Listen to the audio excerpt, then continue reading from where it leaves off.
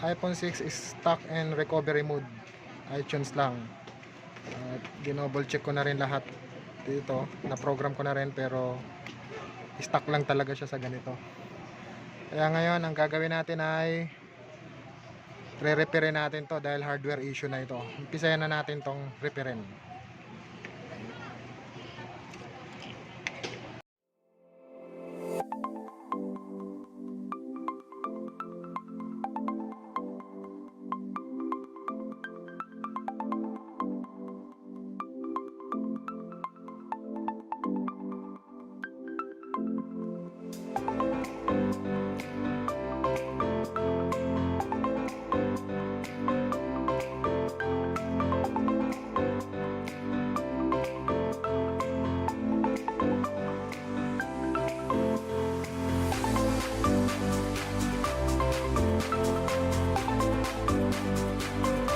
Ayan, ito ang ating re-repair ngayon. Ito ang tinatawag na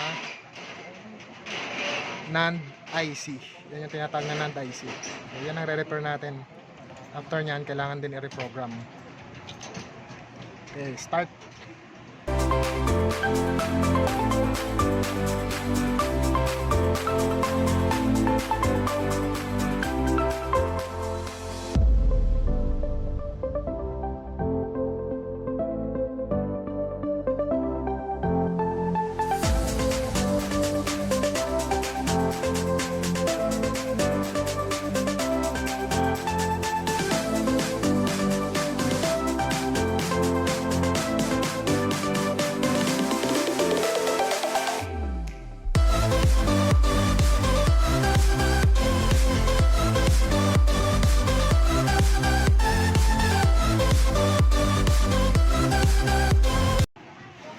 Okay.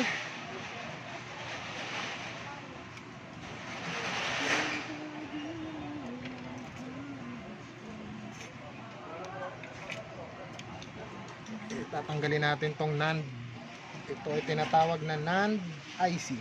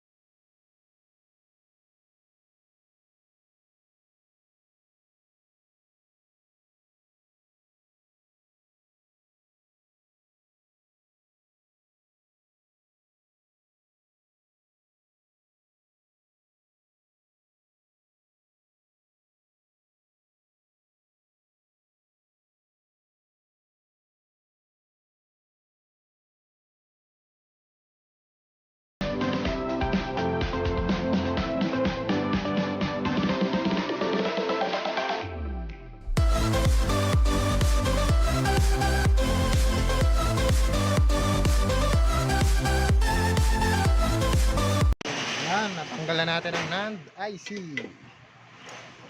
Ito yung NAND IC. Ito yung papalitan natin ngayon. Yan. Papalitan natin yan.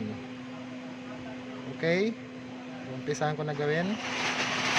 Kukuha lang ako ng pamalit. Ayan, ito yung aking ipapalit. Ito yung bagong NAND na ikakabit ko. Ito yung bagong NAND na ikakabit ko. So ito yung sira. Hindi ko na ito ikakabit kasi sira to. Palitan ko siya nitong bago. So ikakabit ko na ngayon. Umpisan ko na.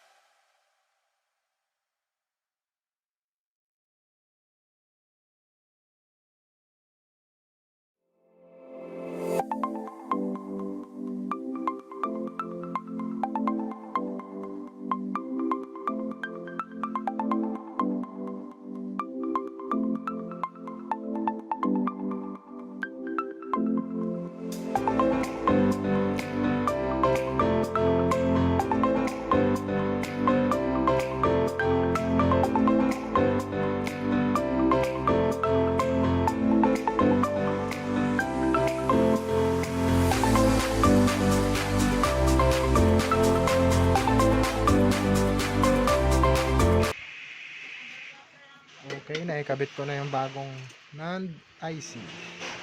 Palamigin ko muna.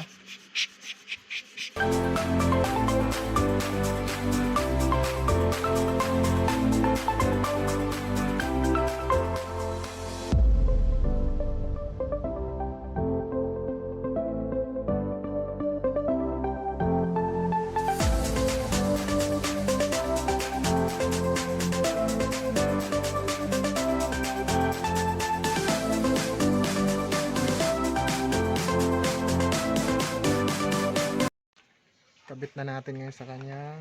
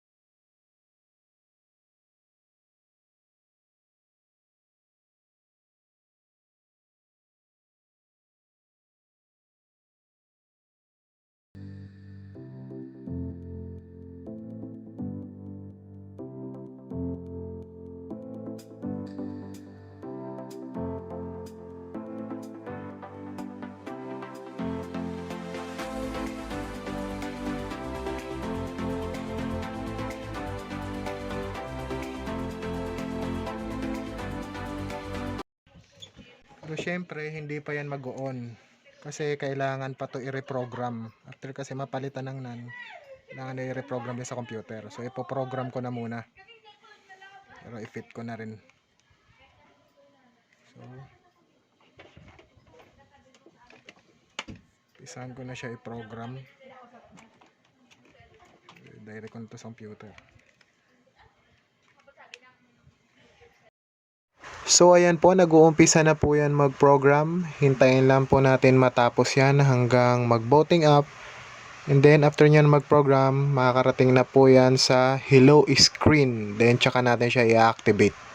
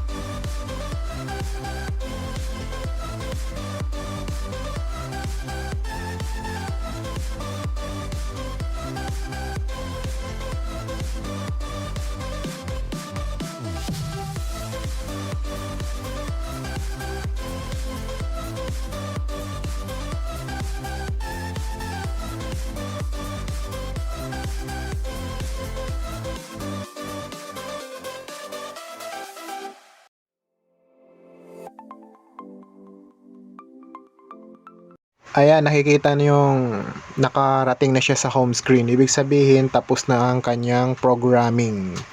Ibig sabihin, success siya na program. Ang kailangan naman natin ngayon gawin ay i-activate. Ganyan lang mag-activate. Next nyo lang. Meron naman siyang instruction dyan. Pag humingi siya ng iCloud, kailangan niya siya i-login. Tapos pag humingi naman siya ng password, unlock with password, ilagay nyo lang po yung dating password ng home screen nyo. Then ma-activate na po yun. So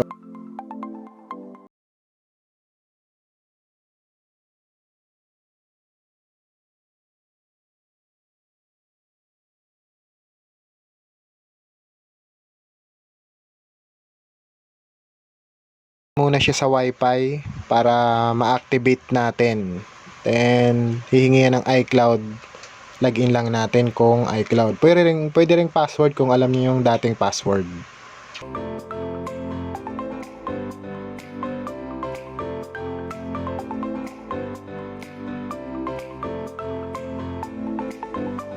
Ngayon, ayan na siya. Humihingi na siya ng iCloud account ng owner.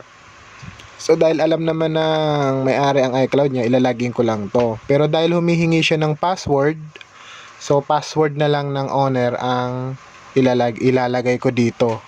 Unlock with passcode. Dahil binigay naman sa akin ng customer ang kanyang password. So itatype ko na siya para dire-diretso na siyang ma-activate.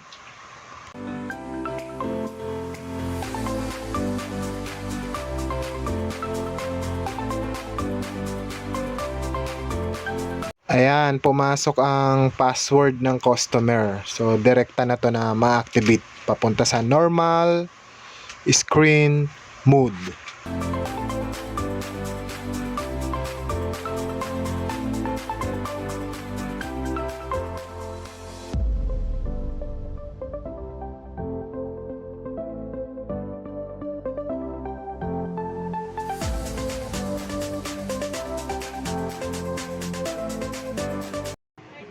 Yan, okay na po ang ating iPhone 6, na-activate na rin siya.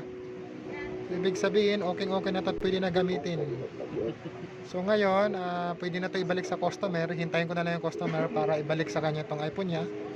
Dahil gawang-gawa na ito. So NAND ang problem nito, or storage. Yan. So sa mga magpapa-repair dyan ng iPhone, punta lang po kayo sa shop namin, Farmers Plaza, Cubao, 4th floor, shop number G009. Good day!